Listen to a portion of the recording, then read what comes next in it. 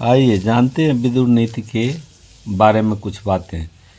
भारत में चाणक्य से पूर्व कई महान नीतिज्ञ हुए, जैसे भीष्म, विदुर, मनु, चरवाक, शुक्राचार्य, बृहस्पति, परशुराम, गर्ग आदि अनेकों नीतिज्ञ हुए हैं, जैसे भर्तृहरि, हर्षवर्धन, बाणभट्ट आदि।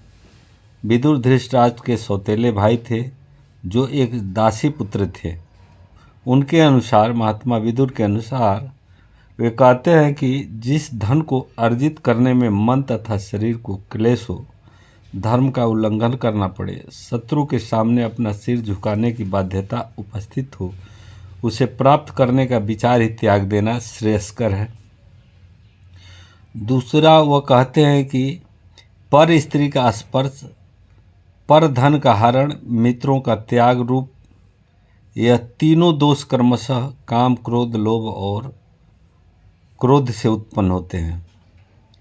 तीसरा, जो विश्वास का पात्र नहीं है उसका तो कभी विश्वास किया ही नहीं जाना चाहिए, पर जो विश्वास के योग्य है उस पर भी कभी अधिक विश्वास नहीं किया जाना चाहिए।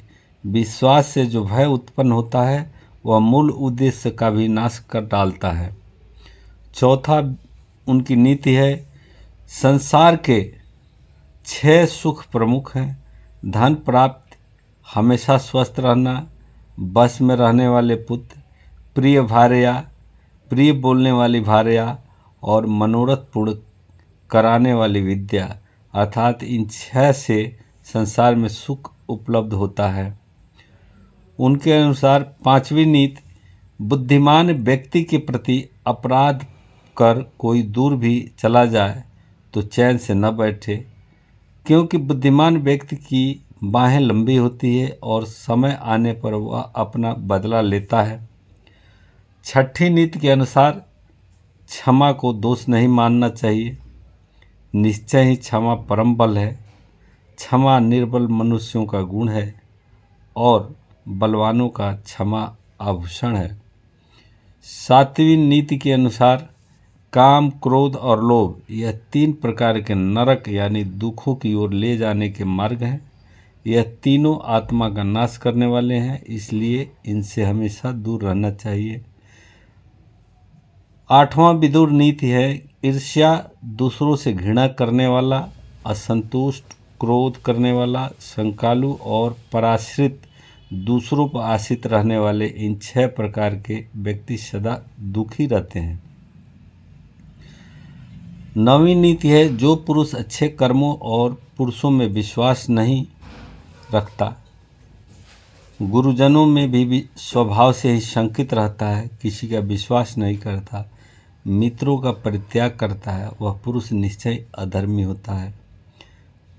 10वां, जो अच्छे कर्म करता है और बुरे कर्मों से दूर रहता है, साथ ही जो ईश्वर में भरोसा रखता है और श्रद्धालु है, उसके ये सद्गुण पंडित होने के लक्षण हैं। 11, जो अपना आदर सम्मान होने पर खुशी से फूले नहीं उठता और अनादर होने पर क्रोधित नहीं होता तथा गंगा जी के कुंड के समान जिसका मन अशांत नहीं होता, वह ज्ञानी कहलाता है। 12वीं नीति, मूढ़ चित्त वाला नीच व्यक्ति बिना बुलाए ही अंदर चला आता है, बिना पूछे ही बोलने लगता है तथा जो विश्वास करने योग्य नहीं है उस पर भी विश्वास कर लेता है। 13, जो बहुत धन, विद्या तथा ऐश्वर्य को पाकर भी इठलाता नहीं, वह पंडित कहलाता है। 14, मनुष्य अकेला पाप करता है और बहुत से लोग उसका आनंद उठाते हैं। आनंद उठाने वाले तो बच जाते हैं, पर पाप करने वाला दोष का भागी होता है।